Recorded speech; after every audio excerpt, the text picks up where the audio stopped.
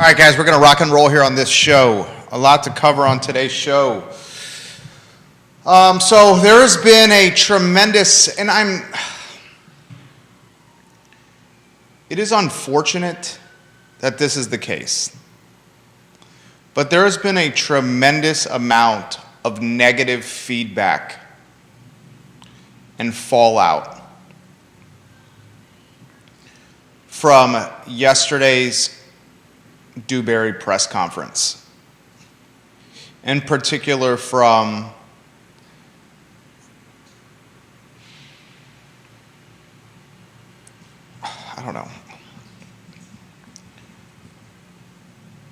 a group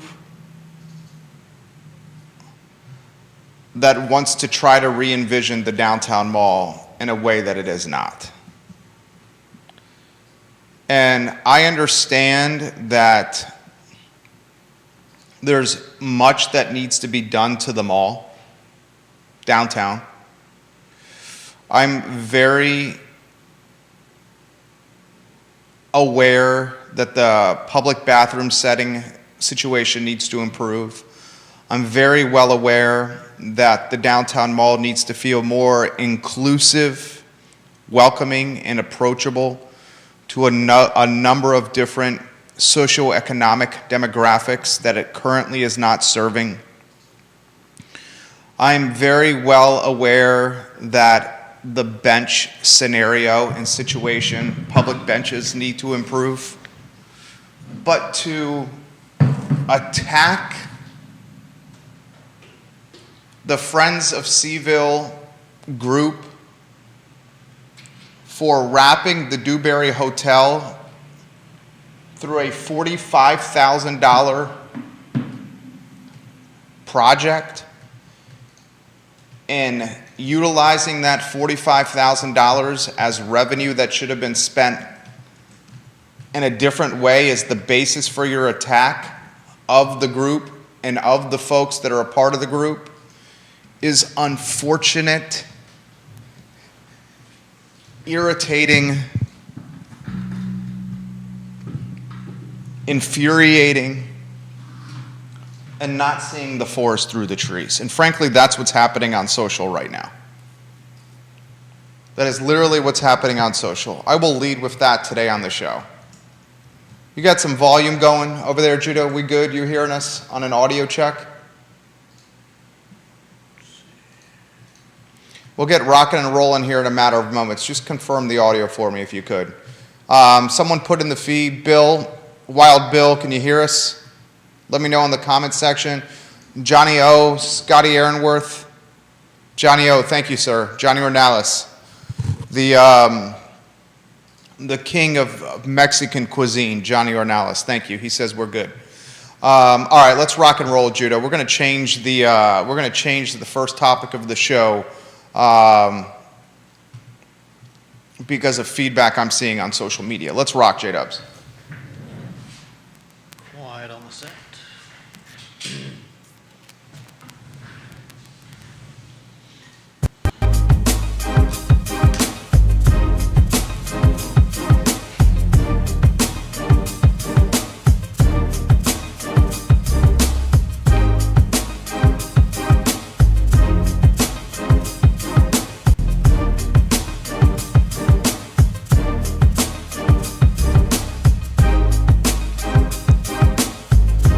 Good Tuesday afternoon, guys. My name is Jerry Miller, and welcome to the I Love Seaville show. We are live in Charlottesville, across the Commonwealth, the country, and the world on the I Love Seaville network. Thank you kindly for joining us on the Tuesday edition of this program. This show brought to you by Skooma Boutique Dispensary. Look, folks, the best dispensary in Charlottesville, Virginia, in Central Virginia is Skooma. It's Skooma Boutique Dispensary on the downtown mall in Charlottesville, and it's not even close.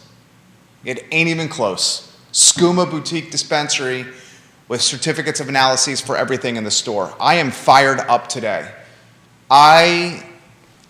If you watch this program, you know I am a free market guy.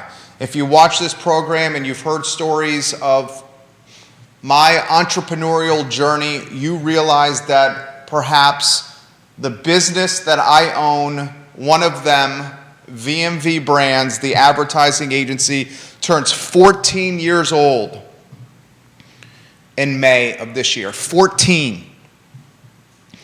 And in those 14 years, I have taken one vacation in 14 years because of grinding and building a business. A vacation I took with my wife on our honeymoon, and we returned from our honeymoon knocked up, baby in tow, and ready for the best, hardest thing ever called parenthood. I start with this because after 14 years in May of running these businesses, life today is very different than when I started life as an entrepreneur 14 years ago. When I launched the business, I've said this so many times on this network, I had zero money because I invested my entire life savings into the company. I was eating double cheeseburgers at McDonald's that were $1.03, or I was going to the Panda Garden buffet on Emmett Street. It's no longer there, with Ziploc bags, a $5.95 lunch buffet, and scraping food off of my plate into Ziploc bags and putting them in a backpack so I could eat food for the next couple days and also feed my dog Lucy a brown Chow Chow German Shepherd mix. Money was so tight after investing the life savings into this company that I had to welcome two friends into the Villas at Southern Ridge condo that I was living in, that the business was run within. And these two friends lived in rooms alongside me. It was a 3-bedroom. And their rent, which was below market, I threw them bones. $400 each, they paid $800 total. Basically kept me from defaulting on the mortgage. If I had not have rented those 2 rooms, I would have defaulted on the mortgage, because when I launched the business, it was during a financial and real estate recession, depression in Central Virginia. That was 2008. The proverbial you-know-what had hit the fan. No clients for 6 months. Today, 90-hour weeks, no vacations, working 6-7 days a week, thinking about the businesses every single day. Every single day. The scenario is different. They're humming. I have rental tenants. The condo is now a rental investment. I own a good chunk of the Macklin building on Market Street in downtown Charlottesville. There's 24 tenants in the portfolio. And I will never feel guilty or apologize for success. Never will I feel guilty or apologize or say I'm sorry or feel bad for being successful, because I busted my tail for it. And I sacrificed when others would not sacrifice in a same type of clip or frequency. Vacations, nights out, vehicles, you name it. I'm a free market guy because I understand if you bust your tail and if you work hard and if you put your mind to it and you have a little bit of luck, things can work out for you. If you are the best trash collector in Charlottesville and you work hard at it, you're going to do well and you're going to find some success. It may not happen overnight, but it could happen. If you're the best window cleaner in Charlottesville and you bust your tail and you're willing to grind and you put in the effort, you will find success. It may not be overnight, but you eventually will find success. If you are the best awning cleaner, detailer of cars, carpenter, hardwood floor installer, painter, and you work hard, You will find success. It may not be overnight, but success comes with effort, dedication, focus, and hard work. And here's where I'm going with this. There is a portion of the American population, the Virginian population, the Central Virginian population, the Albemarle Countyan population, the Charlottesvillian population that likes to pull people down,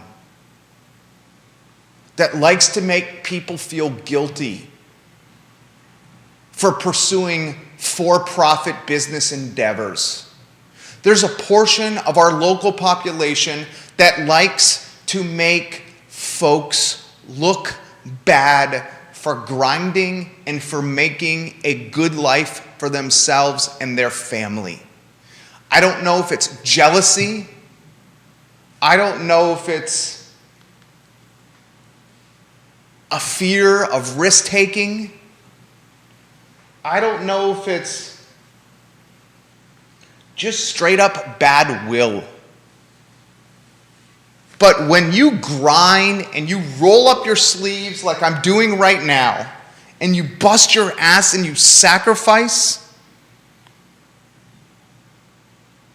and you do well by yourself and your family, guess what? You should be able to do what you want with your hard-earned dollars. And we saw this and we see this in so many different ways in this community. We see it literally just yesterday. A group of private citizens pooled their money together to wrap the Dewberry Hotel, the scary skeleton in the sky, with a art music motif wrap. A press conference was held yesterday on the downtown mall. Counselors, Charlottesville were there. Landlords, developers, small business owners, they were there. And $45,000 was the money spent on this wrap to make the scary skeleton in the sky, the white elephant of Charlottesville, look a little bit better. I see on social media, Twitter specifically, a gaggle of people heckling, ripping, demeaning, harassing, insulting, putting down the effort. Perhaps it's the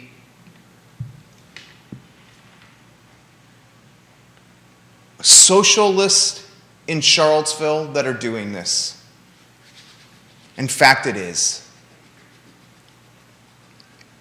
But you know what? When you sacrifice so much and you choose to spend the return on investment of that sacrifice, your monetary gains, on wrapping a building on the downtown mall, or by building a world-class squash facility on Ivy Road, or by donating revenue to endeavors that drive engagement on the downtown mall. That is your prerogative. It's something you are entitled to do. We've got to get over this BS mindset of putting people down for being successful because of hard work. There is nothing wrong nor should there ever be, to running a business in the black as a for-profit entity.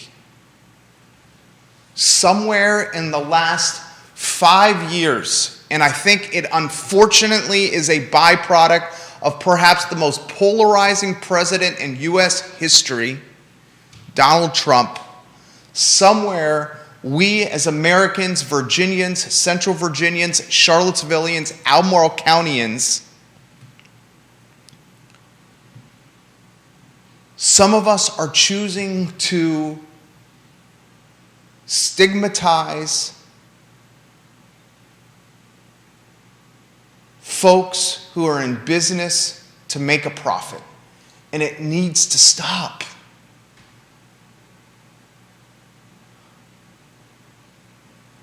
Friends of Seaville are getting lambasted on Twitter yesterday and today. Lambasted for the sole reason of allocating $45,000 to wrapping the scary skeleton in the sky with artwork, instead of utilizing that $45,000 for pursuits or endeavors that meets their vision or mission of the downtown mall. If you would like to pursue your vision or mission of the downtown mall, earn the revenue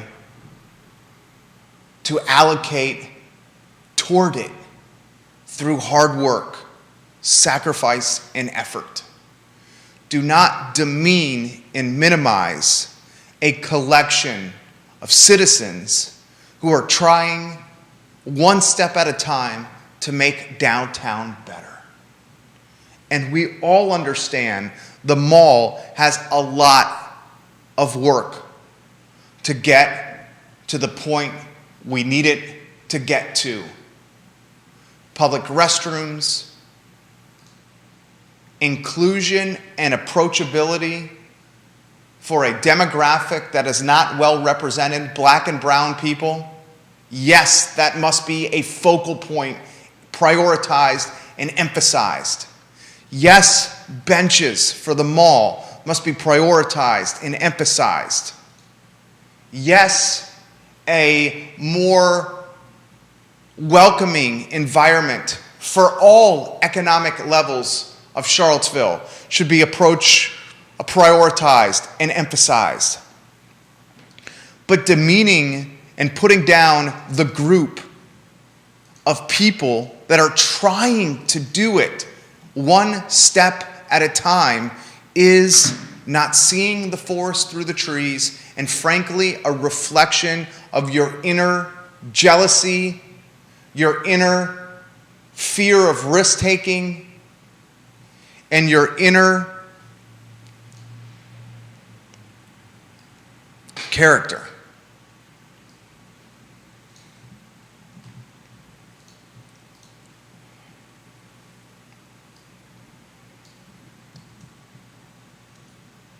I will never, ever, nor should anyone feel guilty for working hard and being successful. And if that hard work and risk-taking and effort offers an opportunity to create charitable allocations, then guess what? It's our prerogative to allocate those dollars how we see fit. And whether those charitable allocations are to rescue animals, autism efforts, squash facilities and data science schools, wrapping buildings with artwork, efforts to beautify the downtown during holidays with lights and Christmas wreaths, efforts to build the brand we call Charlottesville.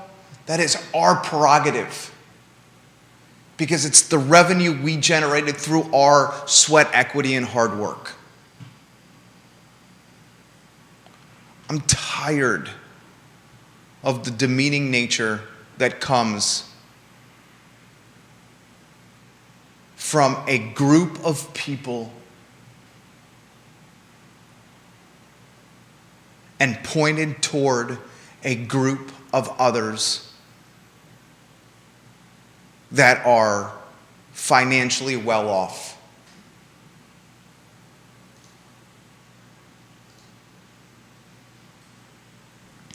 The Queen of Keswick, Joanne Mackey, for-profit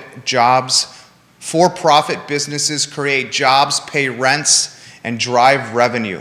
Twitter is a nasty spot. Look at the mask issue. Just let people live now within the law. When I wear my fur on really cold nights, I am ostracized.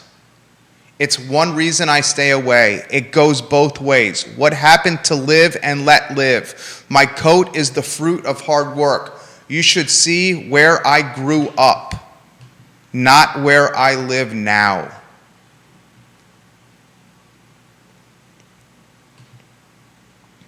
Thank you, Joanne, Queen of Keswick.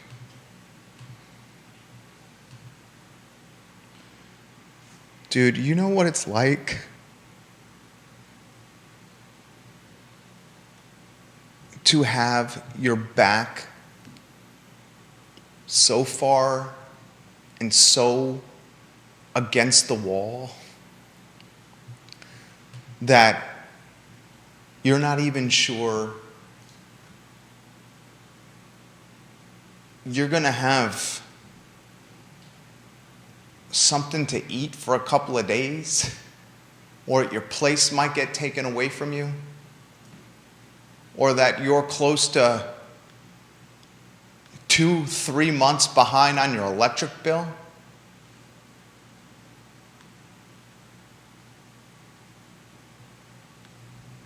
Because when you allocate your entire life savings to a business you believe in and you don't get any clients for a handful of months because you're launching in a recession, that's what I felt 14 years ago. And now, every day I get up out of bed and put my freaking pants on, or drive my kid to school, our kid to school, or walk in this building, or turn on the TV to CNBC, or get on this show, I remember the adversity and hardship. Every day I remember it.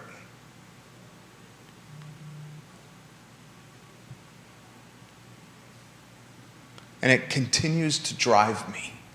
And I bet you it will always will. And I hope as a father that I can somehow channel and pass that motivation, that inspiration, that adversity and hardship, and channel it somehow and pass it along as a motivator to our son. One of my biggest fears as a parent, literally one of my biggest fears as a parent, is that our son will be so much a byproduct of a successful scenario that his outlook on life will be clouded and convoluted. I will work and bust my tail to make sure our 3-year-old, once he matures and gets older, realizes that what he has now and what he will have tomorrow was earned and not given, and it transpired through hardships that many will not ever experience. Because if I can convey that mentality and message to him, it will motivate, drive, and inspire him in ways that it did me.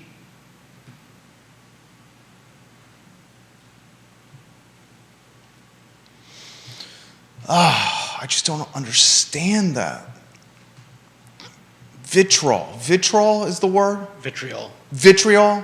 Thank you. Can you go to a two-shot? Okay. Tell me when we're there. All right. I don't even understand the vitriol and the animosity and the disdain. Those that can do, those that can't act like whiny little you-know-whats on Twitter. I don't even understand it. Like putting down people for making an effort to try to do the beautification. I'm like shaking right now. The beautification of a crappy building?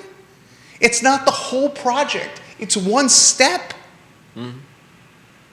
It's a ceremonial first step of efforts to be made. Yet they're getting lambasted by name by this group. Sadly, there are people out there that just, I think, thrive on pointing out other people's flaws, whether or not they truly exist. I just do not even comprehend the need. Like I am so siloed, or maybe focused, razor sharp focused on grinding. I don't have the equity or the time of day or the effort left at the end of 13 or 14 hours of this to go and even do this to others because of financial gain or effort.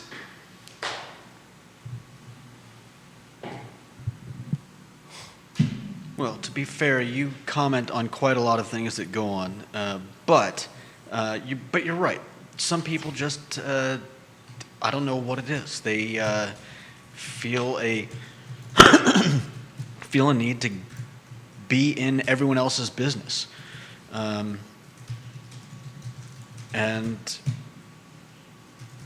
the question is, what are you doing?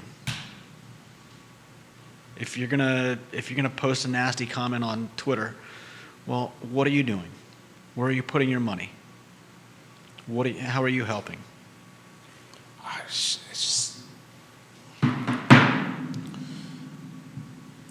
flabbergasting. Yeah, it's those of us that are just living our lives are a little bit confused by people that are constantly just,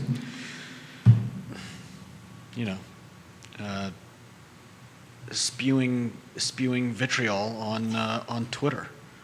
It's like, go out and actually do something. Yeah. Get off Twitter. Stop. It's easy to point at other people on social media. And the mentality that we will just find new revenue for stuff to do by taxing and taxing and taxing and taxing and taxing citizenry. I have a hard time with that word. That mentality of we'll just tax the folks in the community a little more to get the money for these efforts.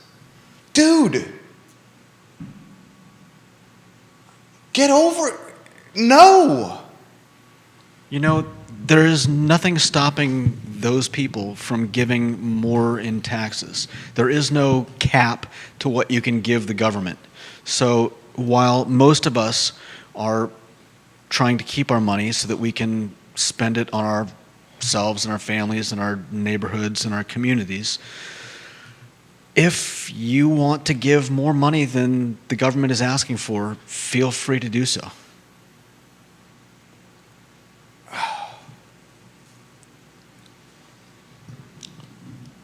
So that's how I wanted to start today. Legitimately, the efforts of Friends of Seville that come from a goodwill place, a first step, a ceremonial olive branch, are being lambasted on social. So just to be clear, they being lambasted for The spending the 45K money? should have been spent in a way that they see better. Well, And the 45K was in large part outside of the 10,000 from the Dewberries. So 35. and who cares Revenue how somebody contributed by spends the private money? citizens who earned it. Exactly. It's none of your business how they spend their money.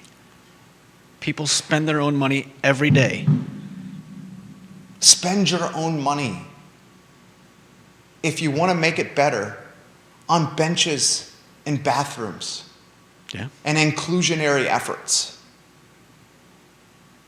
You want to make it better, spend your own money on benches and bathrooms and inclusionary efforts.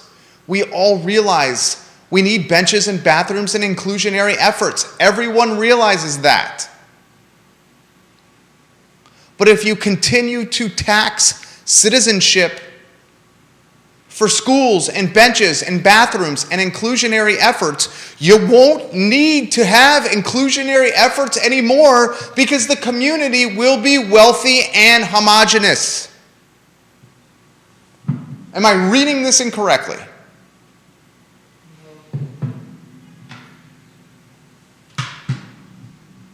Thank you, Alex. No from the green room. And today I came here to talk about today being the first day where masks are optional in schools. And Albemarle High School, its student body, a portion of it, is holding a protest where they literally walked out of school today because of this mask optional option. Students at Albemarle High School left classrooms in a collective bargaining, protesting type of effort, walked out the doors, the ones that demanded that mask be on all the time. I was going to talk about that. I was going to talk today about vaccination centers, testing and vaccination centers, the Blue Ridge Health District, the health district that is the North Star of the pandemic in our region. Facilities will shut down on March 12th. Testing and vaccination centers will shut down on March 12th. A positive sign, an endemic sign for COVID in this community. I was going to talk about Virginia Republicans ashing a bill, ashing synonymous for killing, a bill on marijuana retail. And while the headline indicates that is potentially bad news, it is not in fact. The rejection of the bill by Republicans, a huge victory for small and medium-sized cannabis companies in the Commonwealth. The bill in its form, the bill that was crushed in its current form, was biased and favored out-of-state companies instead of incentivizing, prioritizing, and championing Virginia-based companies. You want to do something from an inclusionary standpoint? How about this? Marijuana arrests, historically, from a 4-to-1 standpoint, featured men and women of color. Men and women of color were 4 times more likely to get popped by law for cannabis and weed possession, smoking, distribution, whatever you want to call it, when compared to their white counterparts who are doing the same.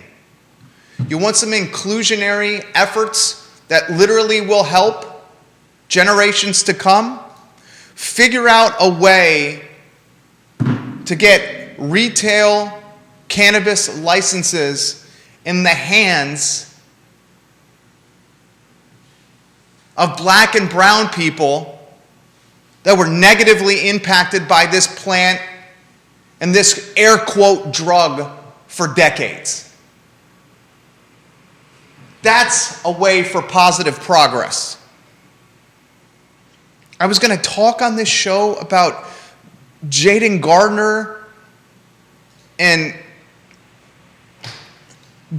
Franklin likely returning to the University of Virginia, the Indiana transfer, Franklin, Armand, the ECU transfer, Gardner, Jaden.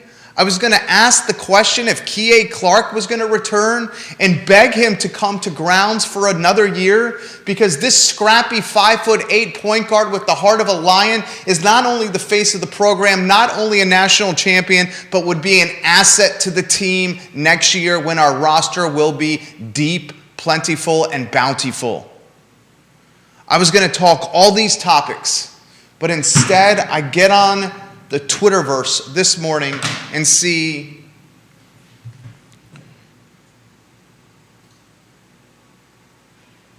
people chastising people for allocating their hard-earned dollars.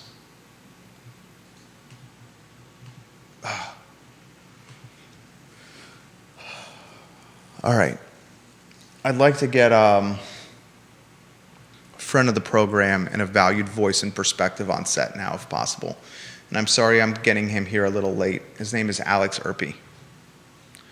Alex, if you can join us, I'd like to get your perspective on this. This guy is the CEO of Emergent Financial Services, someone I'm proud to call a friend, a perspective that is measured, relied upon, and the co-star of Today y Mañana, Thursdays at 10:15 a.m. on the I Love CVille network. Where do you want to start with this? I heard you say no from the green room. Yeah, it's tough. It reminds me, there's a very old speech by, very famous speech by Theodore Roosevelt about the man in the arena, that very easy to criticize the man in the arena, saying, well, he should have done this, he's not doing well enough, but the only person in Theodore Roosevelt's eyes who should be lauded is the man in the arena, because he's actually the one doing something. He's actually the one in the arena, and that until you've stepped into that arena, you need to be, not that you cannot criticize, but you need to be measured, you need to be respectful, you need to be understanding of the fact that you yourself are not in that arena, and you have to laud the fact that at least he is trying to do something, even if you yourself may have done something different. I mean, when did, okay, let's just use the word. When did hardworking capitalists become stigmatized as blood-sucking piranhas? It's very surprising, especially small business, because there was a time when, okay, of course, obviously back in the late 1800s, you had very large capitalists that were stigmatized as that. But for the history of America, like the small business owners, which is what we're talking about here. We're not talking about Costco and Walmart and mega corporations. We're talking about people who are successful in our local community in Charlottesville. Yeah. Right? And it amazes me, because if you think about what is profit and success in capitalism, but the adding of value. If I take apples and labor and machines and I put them together and I sell it for applesauce, if I sell that applesauce for more than I paid for the apples, and you buy that applesauce from me for more than I paid for the more than you would pay for apples, that means that I gave you value. That's why you're buying it. I gave you value, and and I am therefore compensated. I'm rewarded for that value, because a lot of these business owners, what they do is they took a bunch of different resources and they put them together and they produced something else that obviously other people thought added value to our lives. We purchased their goods, we purchased their services, and as a result, they received compensation in the form of great value. And it's shocking that is somehow an issue at this point. I'm going to relay. Well said. Alex Erpy, well said. I love when you come on the show. Well said. Thank you. I'm going to relay a conversation on perceived value to the listeners. This is a conversation on perceived value. Mm-hmm. Notes that I put down on my iPhone in the Notes app. Okay? A customer asked a contractor friend of mine how much it would cost to do a project. My friend gave the customer a proposal of $4,500. The customer responded, "Wow, that seems extremely high, $4,500. My friend, he responded this way: "What do you think is a reasonable price for this job?" The customer asked and then answered, $2,500. You're overcharging me $2,000. My friend then responded to the customer by saying this: "Okay, then I invite you to do it yourself." The customer said to my buddy, my homie, "Well, I don't know how to do this." My friend, who's telling me this over cold beers, responded like this: "All right, then how about for $2,500, I will teach you how to do it. So besides saving you $2,000, you will learn a valuable skill set that will benefit you in the future." The customer said, "That sounds amazing. That sounds absolutely amazing, Tim. Let's go ahead and do it." My buddy responded like this to the customer: "All right, to get started, you're going to need some tools. You will need a chop saw, a table saw, a cordless drill, a bit set, a router, a skill saw, a jigsaw, a tool belt, and a hammer, some nails, a tool belt to do this work." The customer answered, "But Tim, I don't have any of those tools, and I cannot justify buying all those tools for one job." The customer then said, "What do I do?" My friend said, "Okay, Timmy, well, for an additional $300, you can rent my tools from me for this project. $300, I'll let you rent these tools from me." That's a pretty darn good price. That's a good deal for all That's those a great deal tools. for all those tools. The customer said, "Okay, that's fair. The new total is $2,800. My friend responded, Timmy, my buddy, said, "Great, we will start the project on Monday." The customer said, "Wait, I work Monday through Friday. I can't start the project on Monday. I'm only available on the weekends." Timmy, my homie, my buddy, said, "Well, if you want to learn from me, then you're going to need to work when I work. This project will take 3 days or so you're going to have to take 3 days off of work to finish this project." The customer said, "Tim, that means I'm going to have to sacrifice my pay for 3 days or use my vacation time." Tim, my homie, said, "That's true. Remember, when you do a job yourself, you need to account for unproductive factors." The customer said, "What exactly is an unproductive factor?" Timmy, my homie, responded, "Doing a job completely from start to finish includes time spent to plan the project, pick up materials, travel time, gas, setup time, cleanup, waste disposal, amongst other things. That is all in addition to the actual project itself. And speaking of materials, we're going to start on Monday at 6 a.m. and you're going to meet me at the lumber yard because that's when it opens." The customer said to my homie Timmy, 6 a.m.? My normal workday doesn't start until 8, and I have to get my kids ready for school and help my wife with their lunches and get them to school on time. Timmy said, "Well, then you're in luck. My plan is to start on the deck by 8 a.m., but we do have to start at 6 a.m. to get the materials loaded and delivered to your job site." The customer said, "You know, I'm realizing that a lot more goes into your job than what a customer sees when the project starts. Mm-hmm. I'm going to take the $4,500 that you quoted me initially, instead of taking 3 days off from work, burning 3 days of vacation time, not being able to drive my kid to and from school, having to learn something from start to finish when I have 2 left hands and can't even hammer a nail into a block of wood. And that, my friends, is a life lesson we all need to learn. And Alex Murphy, that, my friend, is something I try to showcase on this show. That it took Timmy, my friend, decades to get to this level of skill set, to produce at a $4,500 clip. And that effort should not be demeaned because he wants to make some money on the effort that took him decades to accumulate and accrue. Exactly. No, and plus it's a matter of opportunity cost, right? The cost to you to do something yourself is giving up exactly the next most productive thing you could do.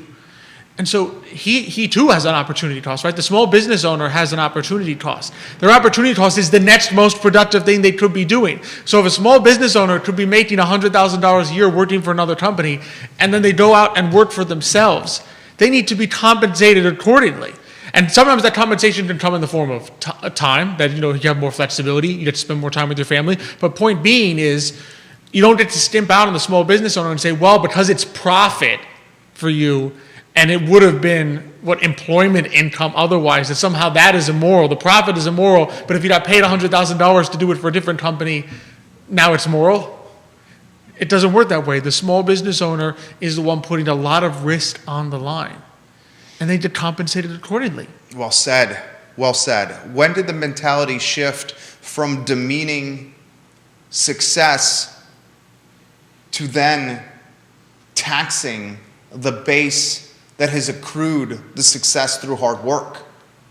That's always a challenge. And I think part of it comes historically, right? I think it all depends on how you choose to look at taxation, right? If you choose to look at it as an exchange, ergo, the government provides me certain things, and in exchange, I provide them with some of what I have earned, then I think that I think leads to a healthier mentality. But I think sometimes over time, you begin to look at it the reverse. In other words, well, here are the things that I would like to get done. What can I get from other people to transfer those things? Because, I mean, no one ever, as Judah wisely pointed out, right, when we argue for higher taxes, when anyone argues for higher taxes, you're not thinking of yourself. You may say, oh, I want to pay higher taxes, I can afford to pay higher taxes, but you usually are not thinking of yourself, because if you were only thinking of your own taxes, you could easily write a check to the government and say, here, take some extra money from me. I want to be generous today. You're usually saying, I want to tax other people. And that's the issue that sometimes arises, I think. It's very easy to do the reverse, as we've talked about before, reverse budgeting. Instead of saying, here's what we're getting from people, how can we be the best stewards of this? It's tempting to be like, well, here's what I would like to get done. Where can I go and get more money from people?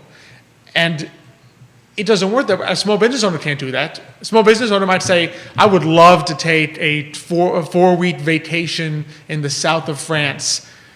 How can I go milk my clients to go do it? The clients would be like, goodbye. Right. Goodbye. What do you mean you're going to raise my prices 50% so that you can take a 4-week vacation in the south of France? Yeah. Right? And yet with local government and all stages of government, we often do that. We'll say, well, I would like to do this, and whose money can I go get? Right? And it's usually not me, right? It's usually someone higher up the chain than us. We'll go to the millionaires and say, oh, they have some extra money. The millionaire will be like, well, the billionaires got some extra money. Yeah, the 10 millionaires. Yeah. The 10 millionaires like, well, check out that 100 millionaire. That 100 millionaire is like, look at that 500 millionaire. That 500 millionaire goes, look at those billionaires. Those billionaires go, look at Elon Musk. Yeah. Look at 40 billion, look at 50 billion. So there's always someone else that you say, well, he doesn't need all that money. I need mine, but he doesn't need. It's like the old Milton Friedman line when he was asked about greed. He was a great economist. Asked about greed, he says, well, it's always the other guy who's greedy. I'm not greedy, it's always the other guy. What was your take? I thought it was the 45K, 10 from the Dewberries, so 35, to wrap the scary skeleton in the sky was great. It was a ceremonial first step. Exactly, and I think that's the important thing. It's very easy to criticize first steps. right? And it would be one thing if they said, here we go, wrapping this, mission accomplished, goodbye, see you in 10 years when the building collapses, right? No, it's a first step, and it's saying, hey, this looks like a third world country building. Because it really does. And unfortunately, it sends a message, right? I think the issue is having something like that there sends a message that the downtown mall it's a negative message, right? It's a message of decay, a message of sadness, a message of, look at how things didn't work out, look at things that are struggling. And what you want to send, right? The message you want to send with the downtown mall is come here. Yeah. This is a thriving place. This is a fantastic place. There's artwork, there's beauty, there's shops, there's music. And so anything you can do to incrementally get there, right? Because obviously we know that there's a whole bunch of factors that go into why that building hasn't been completed. But if you can't solve the factors all in one day, at least you can make it look a little better. Thank you. And we've used lipstick on a pig before, right? But if you're stuck with the pig, you might as well put some lipstick on it. Because you still gotta, if you can't get rid of the pig, don't make it look as bad. And I really want to emphasize this. One of our valuable and trusted viewers and listeners is Carol Thorpe. And Carol Thorpe initially had the lipstick on the pig analogy. But she did it from the, let's hope this doesn't distract council from finishing or carrying through the rest of the efforts for the Dewberry building. What she was saying is completely not what I'm highlighting here.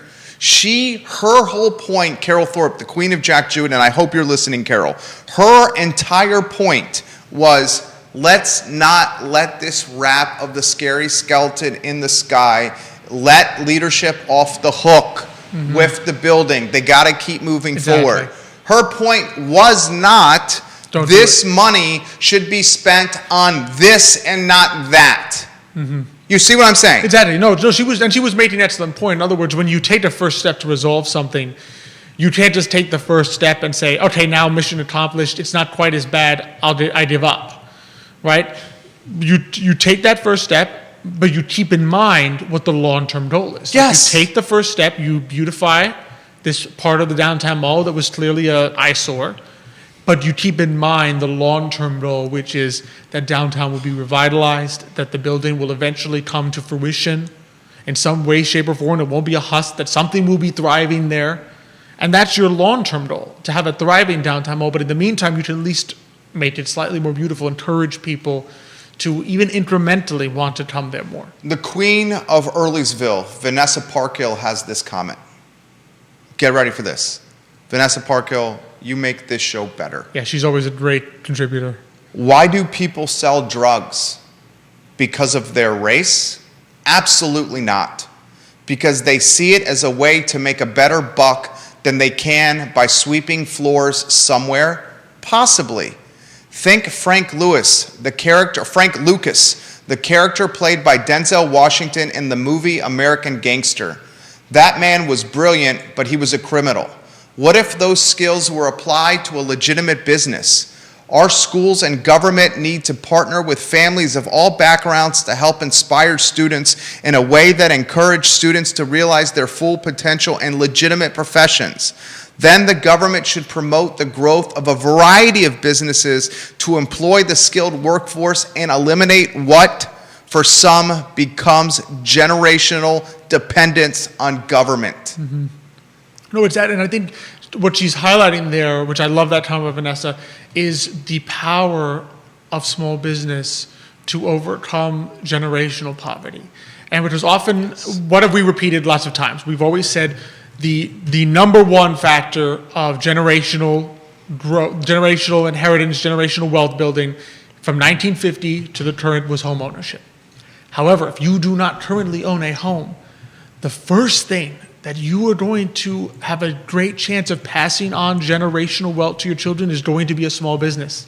That's something you can build up. That's something you can build up with hard work. You can build up with often less capital, right, than to attempt to purchase a home and push it forward. You can pass on that great generational wealth to your children, and before you know it, they will all have homes, and they will begin passing on generational wealth in the form of home ownership. But small business is just such a powerful tool because it can be inherited, it can be passed on, and you can pass on not just, the beauty is you don't have to just pass on wealth, you're passing on also a way of life. There's a great line in the old Christmas Carol where the Fezziwig says to another gentleman, he says, one doesn't spend one's lifetime building up a business just for the sake of money. It's to pass on and preserve a way of life that one knew and loved. And it's something to small business owners, we love what we do. Yeah. And we love the idea of passing that on. And sometimes our children don't want to do different things, right? But sometimes that one or two says, you know what, I love this too. And I'm going to keep it going. I mean, how many of the small businesses here are multi-generational in Charlottesville? And they love what they do. And by doing it, they pass on not just wealth, they pass on that way of life that they know and love. God, I love you. You said it better than I could have. Thank you. Dude, I would not be working 70 to 90 hours a week if I didn't love this. Exactly. If I hated this, I wouldn't be working 2 jobs every week. That's essentially what 70 to 90 hours a week are. Exactly. I love this. I love this. And I work because I'm motivated because of our son and my wonderful wife. And I want a legacy and something lasting that I can potentially give. And not give without him having to work for it. No. But give as an opportunity. Should you choose to pursue, this could be yours, but you will take these steps to earn it. Exactly. What? And you instill, therefore, the I powerful can't wait sense till of you become a gratitude. dad. Oh, thank you. You're going to be I'm an looking amazing forward to it father. as well.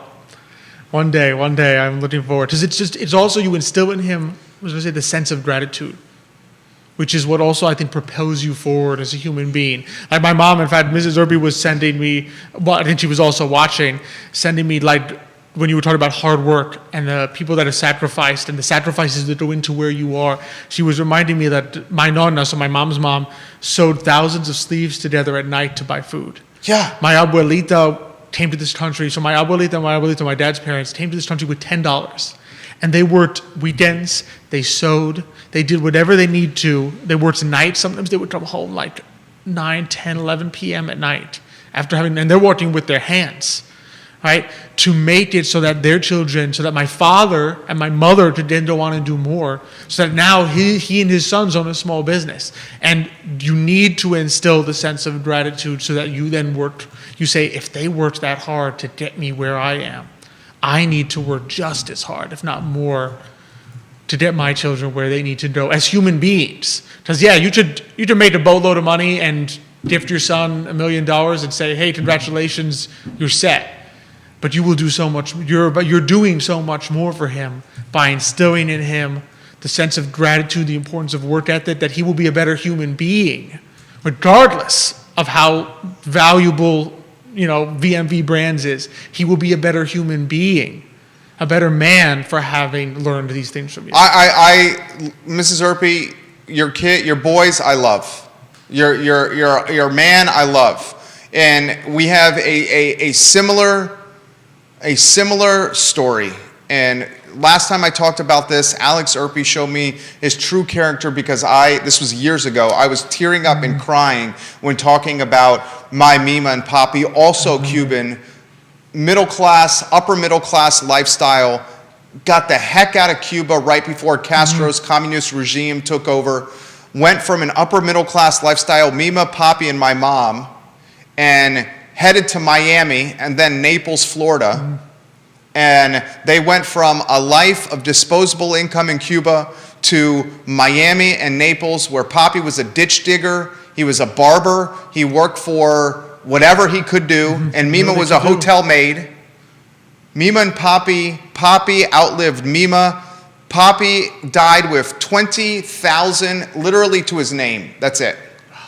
Gave $10K to my brother, $10K to me, only to be used for UVA college tuition. Wow. We could not spend the money. It could only be allocated to tuition for college. My mom went as far as a 2-year community college degree and was the manager of tellers at a bank before she met my father, a CPA who worked for now defunct Arthur Anderson, who was traveling up and down the East Coast working alongside banks, essentially auditing banks, and had to work with my mom. 3 weeks later, after meeting her, proposed to her. They had one chaperone date, kissed one time, and after 3 Whirlwind weeks romance. of meeting her, proposed. Wow. And if you are raised in, it sounds like you undoubtedly are, in this family environment that appreciates hardship and sacrifice and champions stories of success that materialize through effort and through overcoming adversity, then those qualities undoubtedly pass to you and me, and we hope will continue to be passed on to our kids. Exactly. It is. It's the immigrant story is one of hard work, perseverance, and oftentimes tied up in small business. It's so important, I think, to point out, because it's so easy to paint small business as rich people. He owns the business, he must be rich. Latinos start small businesses at 3 times the rate of native-born Americans. The small business is the means by which so many Latino immigrants come out of poverty to be able to make something for their families. And they don't start off rich. Your grandparents didn't when they came here. My grandparents didn't when they came here. Latino immigrants don't come to this country with $2 million in their pocket that they then put into a small business. The only thing they put into a small business is sweat. They put sweat, they put perseverance, they put family into it, and that is the means by which we attain success and provide for our families. And so small business isn't a rich people thing. Small business is an immigrant story. Small business is a people of color story. Small businesses, one of the lost pieces of American history was that period between Reconstruction at the end of the Civil War and basically the emergence of Jim Crow laws, where the African American population became one of the most powerful small business sectors in the entire country.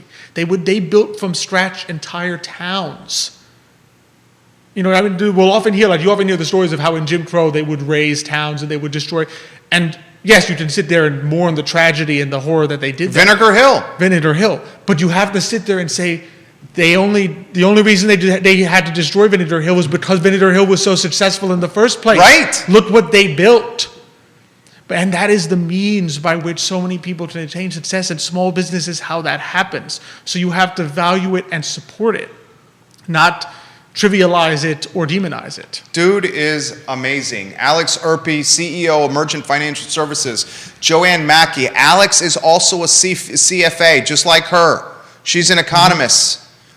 She said, get colleges to get some of their skin in the game to make it affordable. Student loans are private and federal. Colleges never fully disclose the terms of what this education will cost and the course of study a student may have to undertake to repay the loans. And then she references Tulsa, Black Wall Street. Tulsa.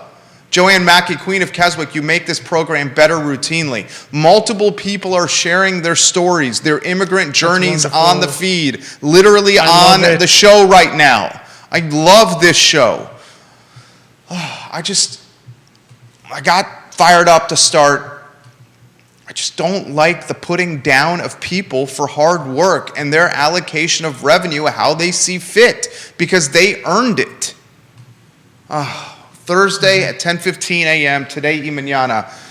Alex Erpy, what do we got cooking? So we have a combination, speaking of small business owner, as well as a local nonprofit that's doing some great work. So we're going to have on Jeff Camrath, the owner of Abrasivo Hand Car Wash. Love Jeff. Great guy. He loves talking entrepreneurship, so we're going to talk some of that with him, just his thoughts on being a small business owner, what it's like.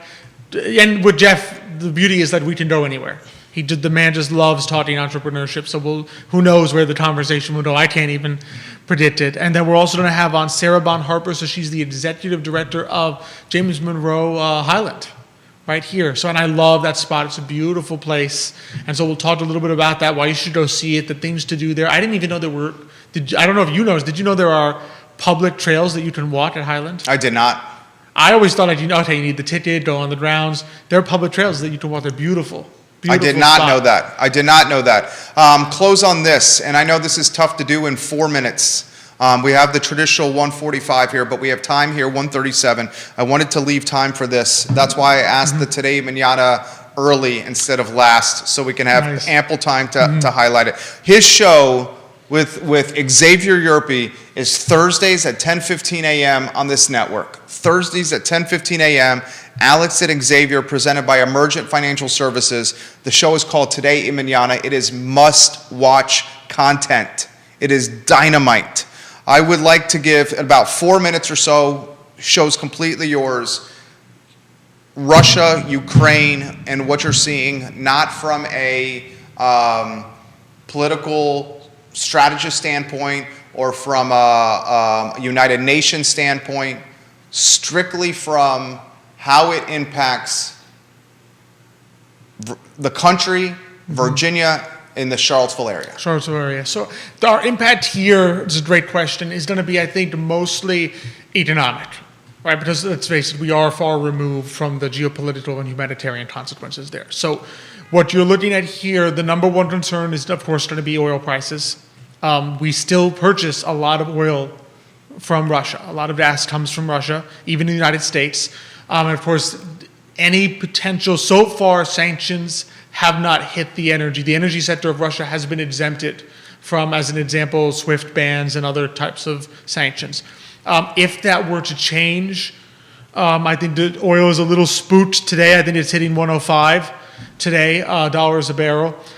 So that can push up oil prices. The threat, the fear of sanctions on energy, the fear of some kind of disruption, because a significant amount of oil, both to Western Europe and to the United States, comes from Russia. There's no getting around that. And unfortunately, we are not pumping as we were several years ago. So we have to that has to be made up somehow. And right now, part of that's being made up by buying from Russia. In terms of other situations, obviously energy impacts inflation. We're already seeing some of that. The market is getting spooked a little bit by this, but as we know, part of the challenge, as we've talked about, is sort of that dichotomy we see now between Wall Street and Main Street, where, I mean, the first day of the invasion, Wall Street closes up 3%. And you sit there and say, Main Street cannot be looking at this as a good thing. How does Wall Street close up 3%? Wall Street's probably looking Federal Reserve, maybe they won't raise rates. Wall Street's probably looking, hey, it crashed this morning, let me buy some. So there's so many factors that come into play in Wall Street that it's its own animal at this point. But in terms of impact here, really energy is going to be your big one. Inflation as a secondary impact of that. And those are going to be your major impacts, because supply chain wise, we don't import too much from Russia that's significant apart from oil. Obviously you've got vodka, but that's a different question entirely. So, volatility on the horizon, inflation driver, because oil is associated with everything in the economy. It has anything to get from point A to point B. At some point, it's either going to be on ships that run on oil, or it's going to be on trucks that run on fuel. This guy's A-plus people. Mrs. Yerpe, you did well by these guys. Same with you, Xavier. Alex Yerpe, CEO of Emergent Financial Services. Emergent Financial Services. The URL, Alex Yerpe? Emergentfs.com. Emergentfs.com. And I would add one quick thing, because I know we talk bad news sometimes with these things. These volatile, they're not really black swans, because it's not unexpected. You could see this coming for weeks before it happened. But these kind of volatile geopolitical events, yes, they can get you down, but the key is always, as we repeat, not to panic. Right? There are always repercussions that will happen, but at some point you've got to have faith in the long-term trajectory of humanity. Right? And I think there's providence involved there too, but you got to have some faith. You got to look at things and say the worst thing you can do is try to sell, just panic, sell, go into cash. Because if inflation hits, you do not want to be in cash, right? And as much as you be getting hit now, as long as you do not sell, right, you're still participating in, look, that's the crazy part, right? We've talked sometimes before how you don't want to miss those big days in the market. Can you imagine what would have happened to your portfolio if you had sold the day before Russia invades Ukraine.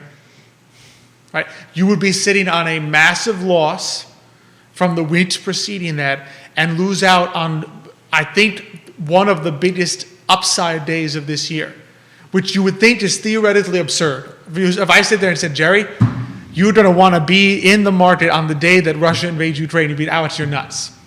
But for reasons that are beyond explanation, that's a 3%. A 3% day is very rare in the markets. So you need to be participating in there so that even though the market is unpredictable and beyond our control, you are at least in there, and whatever happens, you're participating in those upsides as they occur. And in the long term, remember, it's a long-term game, and you just want to be in a good, safe position for when you retire. It's not about trying to make $1 million in a day. Well said. You killed it today, per usual. Oh, thank you. Seriously. Appreciate it. Love Thank being you. on. Thank you. We love having you on. Alex Erpy, CEO of Emergent Financial Services. Watch his show that he co-hosts with Xavier Yerpe on Thursdays at 10:15 a.m.